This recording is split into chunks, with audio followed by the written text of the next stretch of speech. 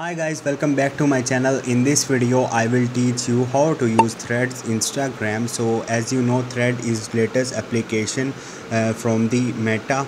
So how you can use it, watch this video till the end, and if this video really helps you out, do subscribe to my channel. So first of all, you have to open your Play Store and you have to search for the Threads and Instagram application, and you will get this application. Simply download and install on it, and once you will do it, you can easily connect it with your Instagram.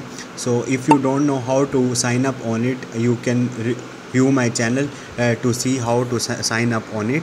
Once you will do it, after that you have to open this application and you will see this type of the interface. So here is the home. You can see the tweets, something like tweets right here. Here you will see a search bar. You can search anyone right here. Moreover, here you can write your thread according to your choice, like hi. And once you will do it, simply you have to click on the post. So this is the simple way to use the Thread Instagram. Here you will see reacts, people replies, and all the activities, and on the last one you will see your profile, which look like Instagram. So this is the simple way. Hope this video will helpful for you. If you have any question or any confusion, just drop a comment. I will try to help you. Thank you.